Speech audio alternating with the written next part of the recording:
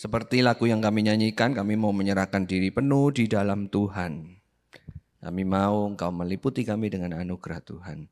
Dan biarlah firman Tuhan ini boleh memimpin kami ketika kami berkomitmen untuk menyerahkan diri penuh kepada Engkau. Biarlah firman Tuhan ini hari ini boleh membawa kami menikmati Tuhan. Lawat kami satu persatu ya Tuhan, jangan biarkan iblis mengambil yang terbaik daripada kami. Jauhkan kami daripada gangguan, supaya kami sungguh-sungguh boleh menikmati firman-Mu, mendengarkan firman-Mu, dan firman itu boleh menjadi bagian di dalam kehidupan kami. Berkati hamba-Mu yang menyampaikan dan kami semua yang mendengar.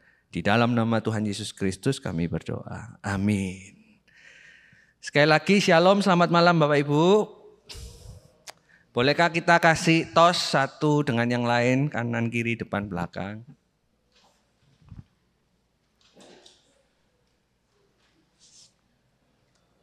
Sama saya aja.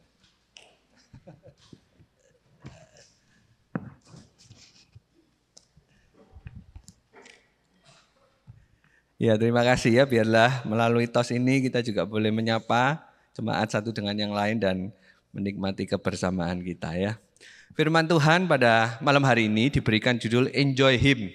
Ini adalah salah satu tema di dalam rangkaian satu semester ini, Growing Deeper with Jesus ya, bertumbuh ke dalam, lebih dalam lagi bersama dengan Yesus. Dan hari ini kita mau belajar sama-sama untuk kita boleh hidup lebih dalam dengan Kristus adalah kita juga boleh menikmati Kristus, menikmati Dia. Bapak Ibu, gambar apa ini? Belum muncul ya. Nah ini ya, gambar apa? Makanan ya. Nah, kalau lihat ini, saya lihat di iPad saya aja belum makan rasa kepingin makan. Salah satu hal yang menarik di dalam kehidupan keluarga kami adalah soal makanan. Saya pernah cerita ini ya juga ya di baktian umum. Tapi saya mau ambil dari angle yang berbeda. Kami itu kalau makan bersama-sama, kami memang nggak punya meja makan. Jadi makannya di sofa tapi makannya bareng-bareng ya. Itu ada hal-hal yang unik terjadi setiap kali kami makan bersama. Apa itu? Saya itu makannya selalu yang pertama. Ya, jadi kalau makanan diambil, kemudian kita doa sama-sama, terus waktunya makan, saya langsung makan cerut, habis gitu ya. Yang lainnya istri saya itu masih 3/4. Anak saya yang kecil, wah tambah. Mungkin bukan 3/4 tapi 5/6 kali ya. Makannya masih lama. Nah satu kali anak saya yang besar, Raisa itu tanya, Papi itu makan kok cepet deh. Papi itu makan kok cepet banget gitu ya. Lalu saya sambil jawab, anak saya sambil nyentil istri saya gitu ya. Papi ini bukan hidup untuk makan, makan untuk hidup. Jadi makan tuh pokoknya makan selesai ya sudah. Loh mana enak Pi? Ya enak. Bagi Papi makan itu pokoknya banyak, kenyang, murah. Wis itu resepnya banyak, kenyang, murah. Lalu karena saya jawab gitu, istri saya agak mukanya agak masam gitu, nggak terima gini. Bilang sama Raisa, iya. Papi itu kalau makan cuma ditelen aja, cuma dilek, enggak pernah dinikmati. Dia balas gini, bagi Mami, betul memang hidup itu bukan untuk makan, makan untuk hidup. Tapi makan itu juga dinikmati.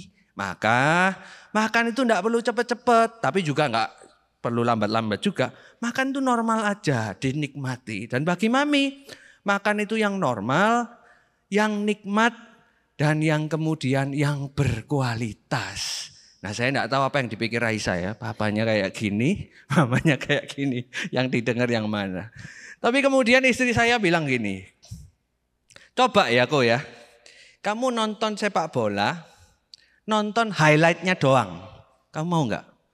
Ya enggak seru. Ya kita tahu hasilnya sih proses golnya. Loh kenapa kok enggak seru?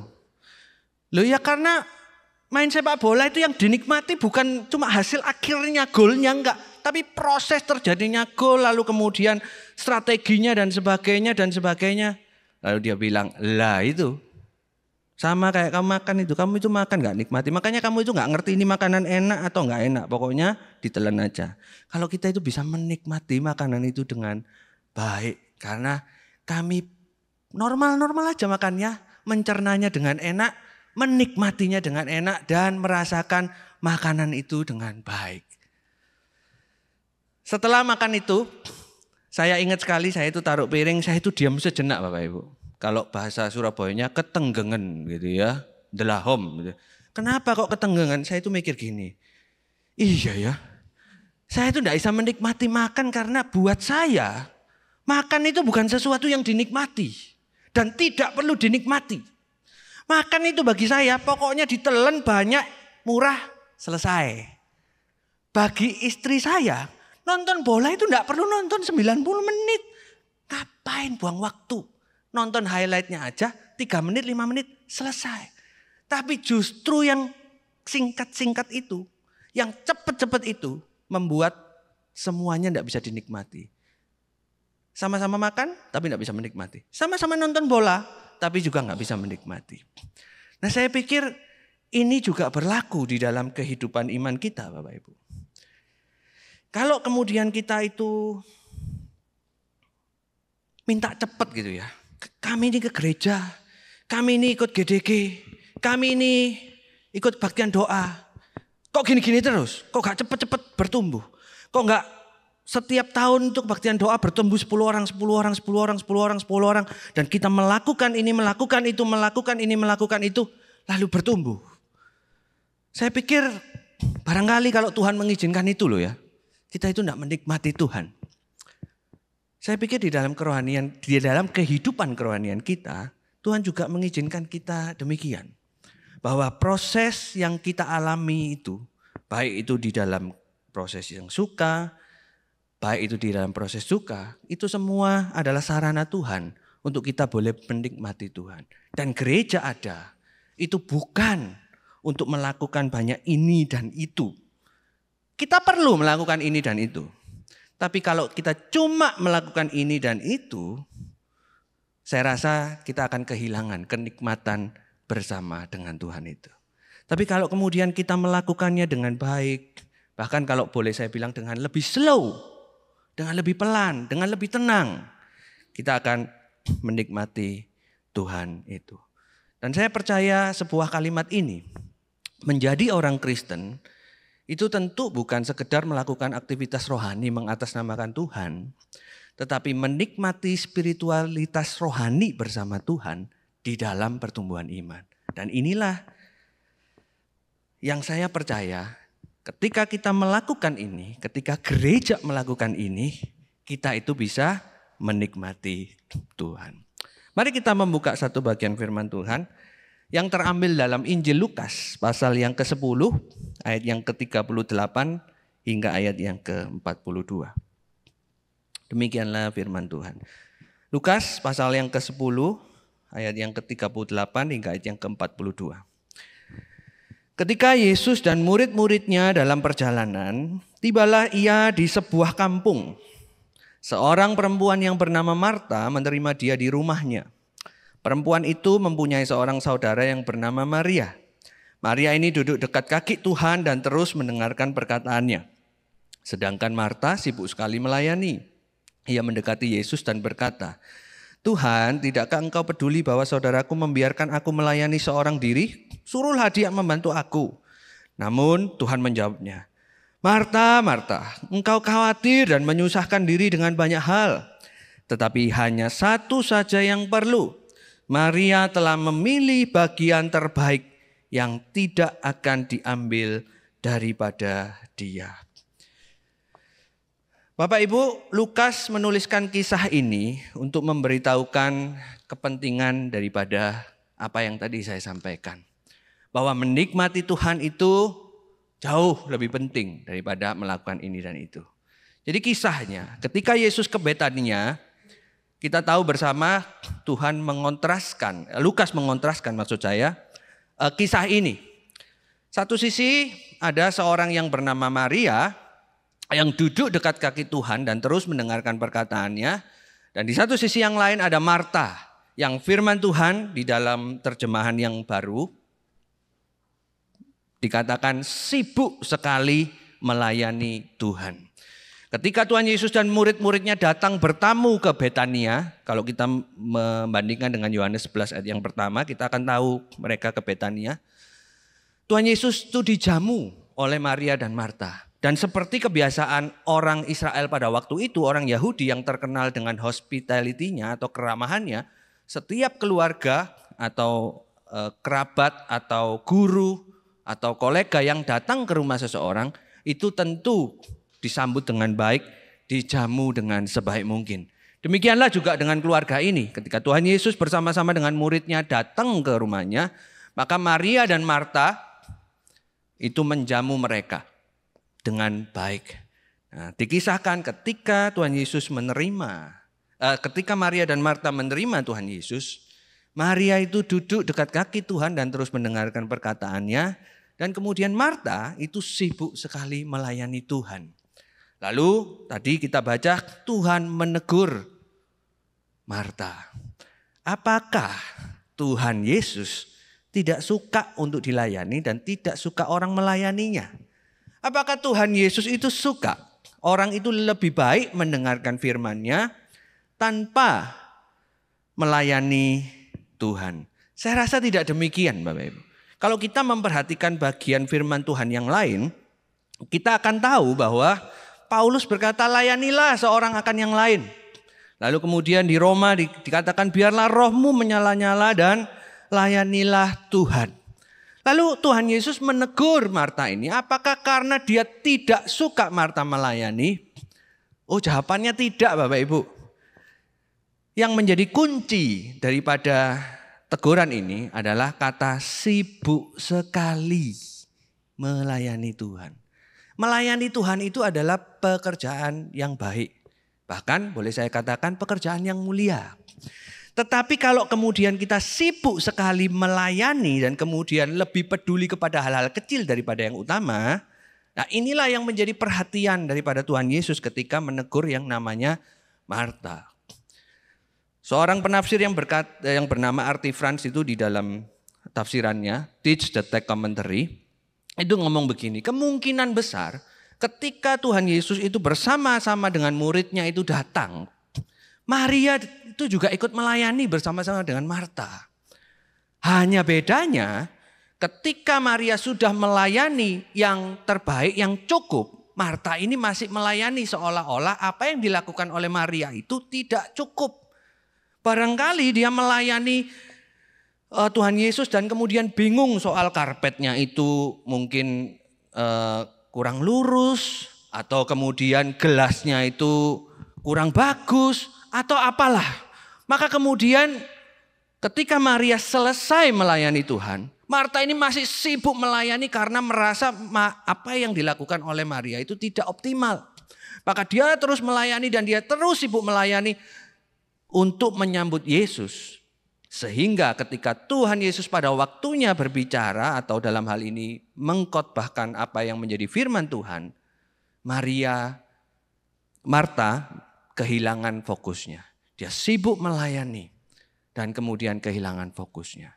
Dan kalau kita perhatikan bacaan firman Tuhan ini, Marta itu bukan cuma kehilangan fokus, Bapak, tapi marah. Marah kenapa? Karena Maria enggak bantu. Ini poin penting juga, Bapak Ibu. Kenapa? Ketika Maria duduk di bawah kaki Yesus, saya membayangkan ya, kalau kemudian waktu itu Marta itu sadar, Maria ini sudah duduk ya. Kayaknya aku mesti cepat-cepat duduk nih bareng Maria. Mungkin Tuhan Yesus tidak menegur. Tapi yang menjadi perhatian Tuhan Yesus, selain dia tidak sadar, dia itu malah menyalahkan Maria. Firman Tuhan mengatakan, Tuhan, tidakkah engkau peduli bahwa saudaraku membiarkan aku melayani seorang diri? Suruhlah dia membantu aku. Seolah-olah kalau hari ini dibahasakan, loh Tuhan, belum selesai melayani kok malah enak duduk-duduk dengerin firman Tuhan. Bantu aku dong, Tuhan kok gak negur sih? Nah, menarik ya. Seolah-olah Marta ini benar dan kemudian meminta Maria ini untuk membantunya. Dan disitulah kemudian Tuhan menegur Marta, mengatakan, Marta, Marta, engkau khawatir dan menyusahkan diri dengan banyak hal. Tetapi hanya satu saja yang perlu. Maria telah memilih bagian yang terbaik yang tidak akan diambil dari dia. Perkataan ini adalah sebuah teguran yang keras kepada Marta. Bahwa kamu itu telah kehilangan yang terbaik. Dan bukan cuma kehilangan yang terbaik loh. Kamu ini tidak kroso, tidak sadar. Kalau kamu ini tidak sedang menikmati Tuhan. Kamu ini tidak sadar kalau kamu itu tidak sedang melayani Tuhan. Tapi melayani yang lain. Dan ketika kamu melayani yang lain. Kamu memperoleh kenikmatan itu di dalam pelayanannya kepada yang lain itu. Ketika Tuhan menegur itu. Ini juga menjadi teguran buat Marta untuk kembali lagi apa yang inti di dalam kerohanian daripada Marta. Kalau kita memperhatikan Bapak Ibu, Lukas itu dengan sangat baik menggambarkan hal ini di dalam firman Tuhan. Kalau kita memperhatikan Lukas pasal yang ke-10 ayat yang ke-25 sampai 37, itu perikop sebelumnya, itu berbicara tentang orang Samaria yang murah hati. Orang-orang berpikir status, posisi itu adalah yang terbaik. Tapi Tuhan bilang enggak. Yang penting bukan status dan posisinya. Tapi apa yang dilakukan orang itu di dalam kasih karunia-Nya kepada orang lain. Lalu kemudian di pasal yang ke-11. Lukas membahas tentang doa. Sesuatu yang sangat-sangat penting dan krusial. Di dalam kehidupan orang Kristen dan yang core, yang inti. Seolah-olah perikop ini ditaruh di tengah. Untuk mau mengatakan kepada kita para pembacanya. Yang terpenting itu apa yang di dalam. Bukan apa yang di luar. Yang terpenting itu bukan apa yang dilihat orang. Statusmu, posisimu, pelayananmu, kebiasaan doamu. Enggak. Tapi apa yang di dalam itu nanti akan mencerminkan itu semua di dalam wajah yang baru. Orang yang cinta Tuhan akan berdoa. Tapi doanya akan tidak sama dengan orang yang biasa berdoa. Saya kasih contoh ya Bapak Ibu ya. Kami ini pernah, kami berdua, saya dan istri itu pernah mimpin keluarga doa makan. Kalau Bapak Ibu tanya, apa yang dipimpin doa makan? Ya, seperti Bapak Ibu memimpin doa makan. Tapi satu kali kami minta anak saya yang paling kecil, Railin, kali ini yang nomor 2, doa makan. Belum bisa ngomong ya, ngomongnya belum lancar. Tapi doanya itu bisa begini loh Bapak Ibu. Tuhan Yesus, terima kasih buat makanan ini. Tolong supaya setiap suap Meme boleh telan dan makan. Dan tolong supaya Bapak yang ambil sampah itu bisa makan. Amin. Sederhana. Tapi saya tahu apa yang dikatakan oleh dia itu muncul dari hati yang terdalam bukan karena kebiasaan doa makan. Itu berbeda. Sama-sama saya mimpin doa makan. Orang lihat, oh keluarganya hamba Tuhan ya pasti pimpin doa makan. Tapi it's different. Sama-sama doanya. Tapi beda. Sama-sama pelayanan bisa beda. Sama-sama punya status dan kehormatan. Tapi bisa beda. Nah itulah yang Lukas mau katakan. Yang utama itu bukan melakukan banyak aktivitas. Tapi menikmati Tuhan. Maka Arthur Franz di dalam penjelasannya di bagian yang terakhir mengatakan demikian. Bagian ini mau mengajarkan kepada kita. Let Jesus work on your heart before you work your heart out for Jesus. Kalau saya boleh terjemahkan bebas. Biarlah Yesus melayani kamu sebelum kamu melayani Yesus. Nah kira-kira seperti itulah. Menarik ya. Bahwa menikmati Tuhan itu adalah sesuatu yang terutama. Tuhan tidak ingin kita melayani atas namanya. Menjadi sekedar aktivitas. Atau bahkan menghakimi orang lain. Karena aktivitas rohani itu. Dan bukan karena spiritualitasnya. Bapak Ibu, Bapak Ibu pasti tahu ya tim ini ya. Next. Nah ini ya, Blue Stars. Nah, salah satu fotonya itu ada anaknya Pak Sin Leong ya. Pak Sin Leong pasti tahu itu anaknya yang mana. Jangan sampai nggak tahu lo ya. Ini adalah tim Blue Stars yang kemarin menang DBL tahun lalu. Nah, ada satu hal yang saya amati tentang DBL, tim Blue Stars, khususnya yang perempuan. Kenapa tim perempuan ini menjadi sesuatu hal yang menarik bagi saya? Karena gini, tim DBL Putri itu kalau saya nggak salah ya, itu sudah menang 6 kali berturut-turut. Bapak Ibu, di dalam olahraga menang pertama itu sulit. Tapi jauh lebih sulit mempertahankan kemenangan. Tapi jauh lebih sulit mempertahankan kemenangan sampai 6 kali. Dan yang menarik bagi saya adalah setiap kali kemenangan itu selisihnya jauh Bapak Ibu. Kalau kita main bola itu menangnya kayak 4-0, 3-0 gitu. Kecuali yang kemarin, tapi yang kemarin itu sebetulnya juga menangnya jauh, cuma ada beberapa kalah mental gitu ya di menit-menit akhir. Tapi secara kualitas itu menang jauh. Nah saya itu pernah bertanya-tanya dalam hati, loh tim Gloria ini loh, enggak pernah ada beasiswa ngundang pemain dari sekolah-sekolah lain yang bagus-bagus masuk. Kalau sekolah lain, kalau ada anak lain yang bagus masuk, yaitu berkat Tuhan. Tapi nggak pernah ada upaya misalnya masuk gratis. Oh ada, iya baru tahun ini baru ada. Kalau kamu atlet berprestasi nanti masuk dapat keringanan dan seterusnya. Sebelum-sebelumnya nggak ada. Saya ini berpikir gini, loh kok bisa ya menangnya besar? Kalau kemenangan pertama menang besar, kemenangan kedua besar itu masuk akal. Karena apa? Waktu tahun ketiga, 4, 5, dan 6 sekolah lain kan juga berupaya mengejar toh. Harusnya logikanya kalau tahun pertama menangnya selisih banyak. 2 makin sedikit, 3 makin sedikit, 4 makin sedikit, 5 makin sedikit, 6 masih menang tapi selisihnya sedikit. Artinya kan sekolah-sekolah lain juga improve gitu. Tapi ini enggak menang besar terus. Saya ini penasaran loh Bapak Ibu. Nah 2 tahun yang lalu saya itu ketemu sama coachnya. Namanya Coach Andrew ya. This Andrew namanya, This Andrew. Kita panggilnya Coach Andrew. Saya tanya, Coach kok bisa ya menang waktu itu 4 kali ya. Menang 4 kali berturut dengan skor yang besar. Apa sih rahasianya? Saya tanya, apakah itu pemainnya hebat? Maksudnya memang coach itu nyari pemain-pemain yang hebat. Kerjasama tim yang baik. Atau memang coach ini pelatih yang Jamso katanya ya. Ciamik Pol gitu, Ciamik Soro. Lalu Coach Andrew itu bilang gini, ya itu penting. Tapi ada yang lebih penting. Loh, kalau menurut Coach Andrew ya, suatu tim itu bisa menang itu karena apa? Suatu tim itu bisa mempertahankan kemenangan itu karena apa? Kalau coach misalnya disuruh saya minta kasih 1 kalimat gitu ya. Apa yang membuat tim ini bisa sukses dan kemudian bisa bertahan lama. Coach Andrew ini ngelatih tim Blue Stars ini sejak tahun 2005 ya kalau nggak salah ya Pak ya. 2004 atau 2005 lah kira-kira seperti itu. Yang menarik itu dia bilang gini loh.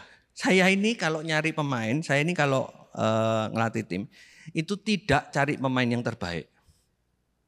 Jadi maksudnya kalau mainnya sembarangan serampangan enggak apa-apa. Oh bukan itu maksud saya. Tapi saya enggak cari pemain yang skillnya nomor 1. Menarik itu. Terus nyari opo kan gitu.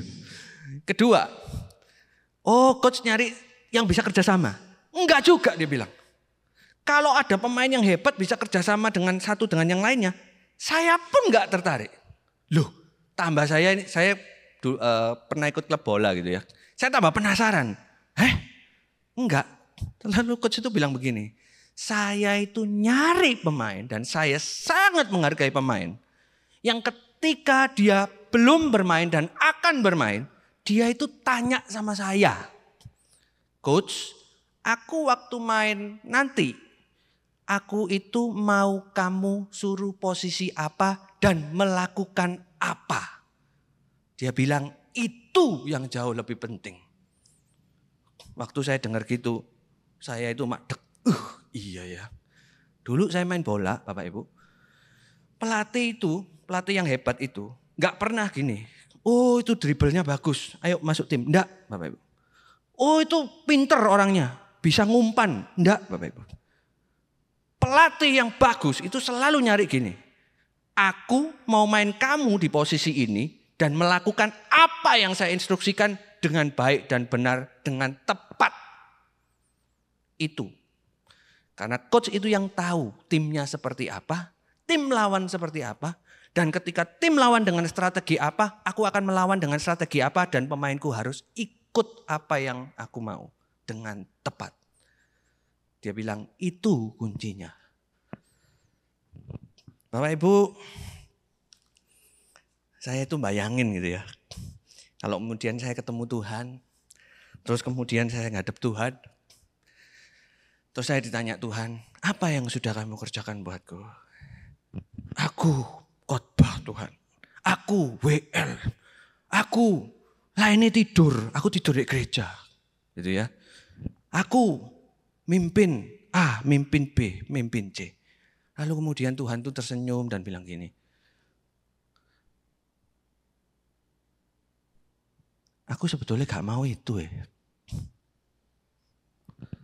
Saya bayangin ya, kalau kemudian Tuhan Yesus bilang kayak gitu. Saya itu merasa semua yang tak lakukan itu sia-sia. Lalu kemudian dia bilang, aku tuh sebetulnya mau kamu ya. Gak nginep di gereja. Aku tuh gak mau kamu pelayanan banyak-banyak. Tapi aku mau kamu menikmati aku di dalam hari-harimu itu loh. Kamu melakukan pekerjaan sedikit. Kamu ditegur orang. Gak apa-apa. Tapi aku maunya itu. Waktu kemudian saya membayangkan itu. Saya ini berefleksi ya. Iya ya.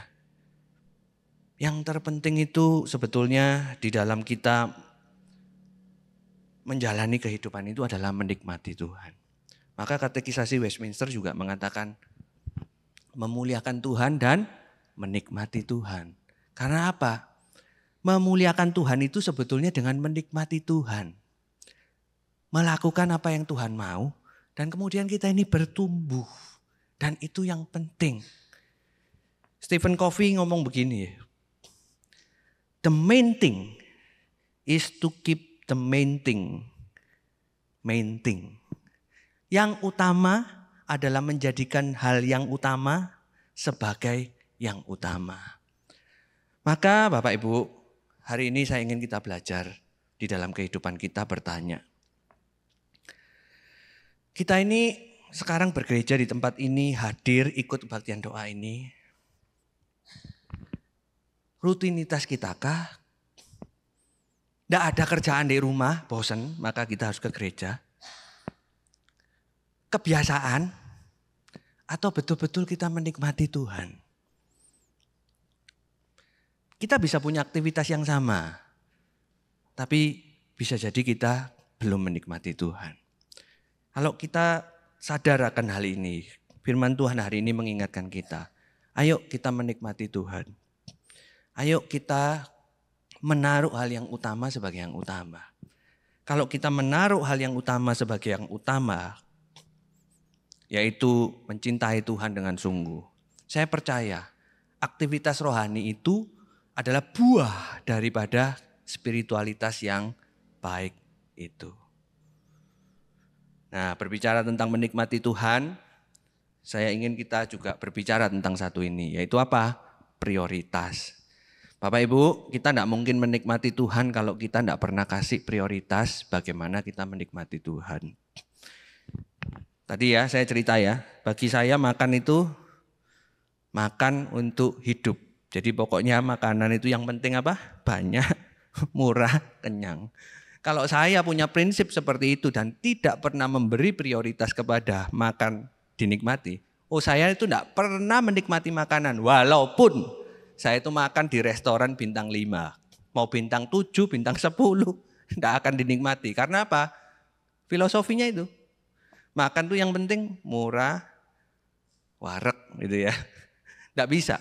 Saya harus mengubah mindset ini. Makan tuh ayo pelan-pelan dinikmati. Punya prioritas. Nah bagaimana dengan kita yang hari ini ada? Apa prioritas kita? Bagi kita para pemimpin hamba Tuhan dan majelis. Apa prioritas kita di dalam melayani gereja ini? Apakah kita melayani programnya? Apakah keberhasilan kita diukur dari, checklist ya, bulan Januari sudah diplot program A, B, C, D, E. Lumayanlah Caputo lah ya. Dari A, B, C, D, E sudah tak lakukan semua. Itu baik. Tapi kalau kita cuma fokus nyelesain A, B, C, D, E, selesai kayak yang Mbak Sin yang doakan tadi. Itu bukan spiritualitas. Itu aktivitas dengan bungkus spiritualitas. Tapi hari ini firman Tuhan mengajarkan kepada kita, enggak begitu. Spiritualitas itu yang penting, menikmati Tuhan itu yang penting. Dari menikmati Tuhan itu, kita akan melakukan aktivitas yang banyak buahnya. Nah, kira-kira seperti itu ya. Bagi kita para jemaat, bagaimana dengan kerohanian kita? Mohon maaf ya, apakah kita lebih sering datang ke Kaderabu, KPUA, ibadah, tapi gak saat teduh? Apakah kita lebih suka kalau gereja itu punya acara-acara besar? Natal kemarin tuh loh, rek, WL bagus, lampunya bagus, LED-nya bagus, yang datang banyak. Ya itu juga baik. Saya tidak katakan itu tidak baik. Tapi kalau kita lebih suka itu daripada saat teduh hari-hari kita, hati-hati. Kita sedang tidak menaruh perhatian kita kepada hal yang utama. Kalau kita tidak menaruh ke hal-hal yang utama, yang kita nikmati itu bukan Tuhan. Yang kita nikmati itu adalah acara itu sendiri. Dan jangan sampai juga kita kayak Marta, ngajak orang yang lain. Gereja ini kurang apik ini.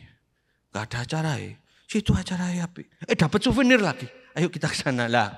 Ini sama kayak Marta ini ngajak. No.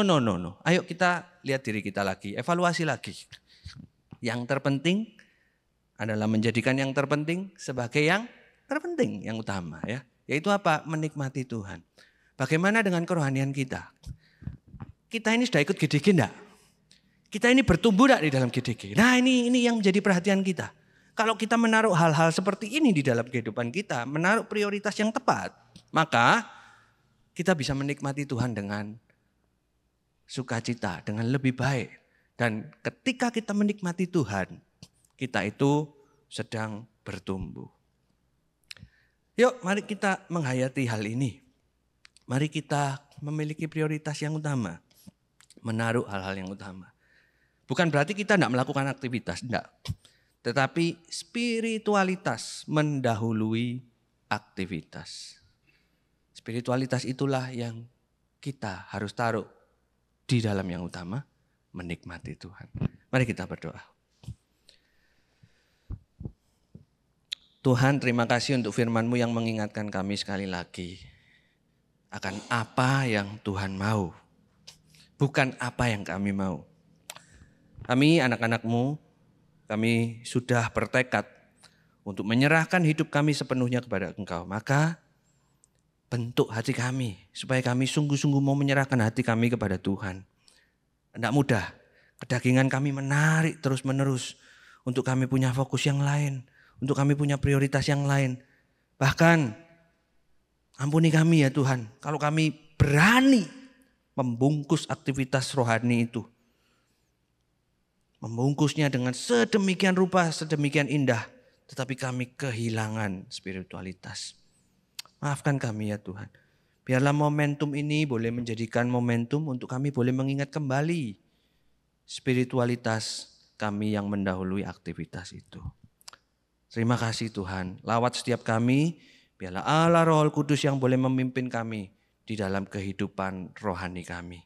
Kami rindu, kami mau kehidupan rohani kami bertumbuh dan berkenan di hadapan Tuhan. Dalam nama Tuhan Yesus kami berdoa. Amin.